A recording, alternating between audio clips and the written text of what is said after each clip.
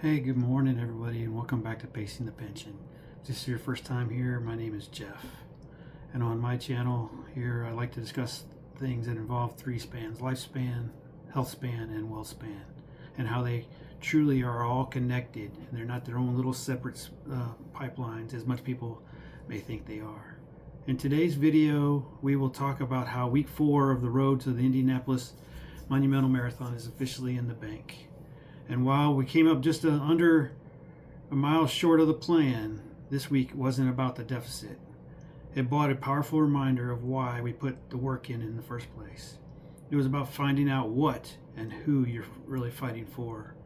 In addition, how the plan is truly that, and if it needs to be adjusted for other circumstances, it can be adjusted, especially when it comes to looking at the long-term reason for doing all this in the first place.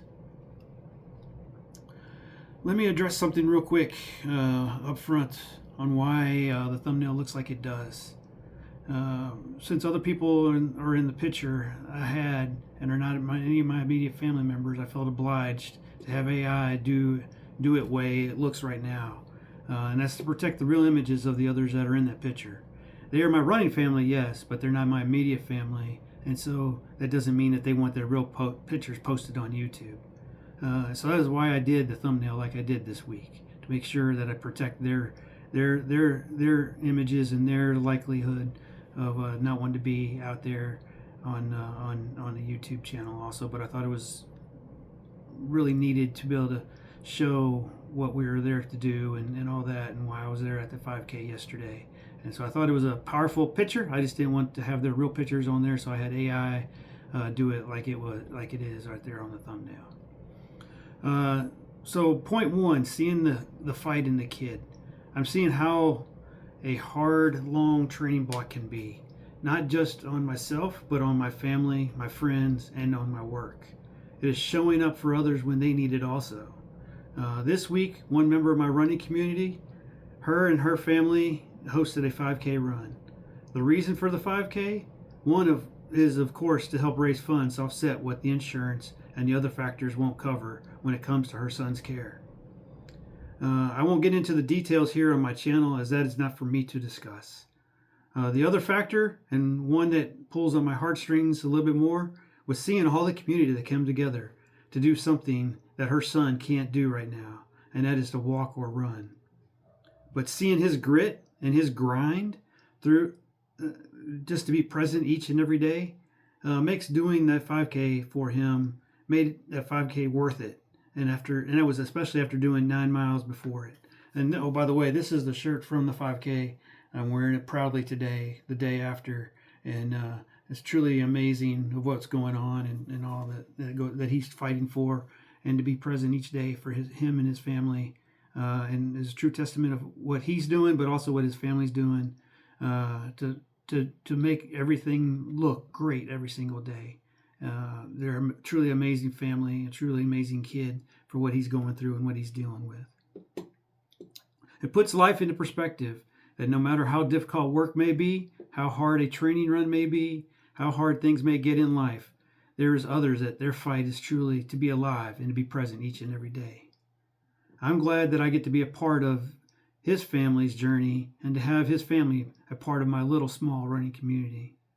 The lesson out of all this is when training gets heavy, having a strong why keeps my feet moving, and hopefully it'll keep your feet moving also. You aren't just logging miles for a marathon. You're showing up and fighting for the people who matter most. Point 2, and this is talking more about my 5-year horizon and my post-vacation reality. And really, it's the transition away from pulling on my heartstrings. This week was also a transition from vacation mode back into the work mode, and being at the work grind for another week. The mindset, heading back to the office after a relaxing trip, it sometimes sharpens the focus on what my long game really is. Being back in the office versus being out there in nature at a place like Yellowstone, versus having to deal with the work that is needed to be done, versus being in a relaxed and carefree mode throughout the day. It makes that 5-year exit strategy feel real, much more real. Running isn't just for my physical training, It's about my mental discipline required to stay on pace for the ultimate goal, and is to have complete financial and physical freedom to enjoy all my life. The next point, and this is to get into the tactical execution and the numbers for the week. I know everybody's looking at for these, so here we go. Numbers breakdown, the plan versus the actual, where I missed one by a week. So here we go. On Monday, we had 4 miles planned. We got 4 miles in. On Tuesday, the plan called for 6 miles. We pulled the plug after 5 miles. I will frame that missed mile as a smart execution, not a failure. It is a matter of adjusting the plan based on the conditions. When humidity and the heat spiked, pushing blindly risk injury or heat illness. Protecting my engine for the long haul is always going to be the right call for me. We have 14 weeks left, missing 1 mile because of the hot, muggy conditions to be able to be present later for my marathon, but more importantly, later in life was worth the call. Again, in marathon training is knowing when to pull back to protect your body for the long haul. And as I've seen some coaches put out there, it's not about quitting. It's a tactical discretion that needs to be made. Then on Thursday, we had called for 5 miles. I ended up getting 5.5 just because of when the route ended and everything. And it felt good out there on Thursday, so I was okay with getting that extra 0.5 miles. Then on Saturday, I had to adjust the plan again. The plan called for 12. It called for 12 easy miles. I adjusted it to be able to support that family and do that 5K. So yes, I got up and got out early and got to the park where the 5K occurred. Looking back at the map and went around the outskirts of Brandenburg and then back to the park, and so I could get the 9 miles in ahead of that 5K. I came back, dried the feet off, put new socks on, and then did that 5K to meet the 12 miles for the day. So in the end, the plan called for 26 miles. We got 27 miles, we got 26 miles in versus the 27 miles that the plan called for. Again, we are many months out and many weeks still out that missing that 1 mile is not going to slow or make me miss the marathon or life. It may have helped me make the marathon and ensure that I still have a great lifespan and health span, because I did make that tactical execution call to get out of that hot heat and that muggy conditions after doing that, missing that 1 mile. So there's the plan from the week. Let me put that back down for a minute. And most importantly, the one thing I've realized this whole week is that this was about family. Watching the grit and the fight in the kid that put every tough mile and early morning and hot run into perspective.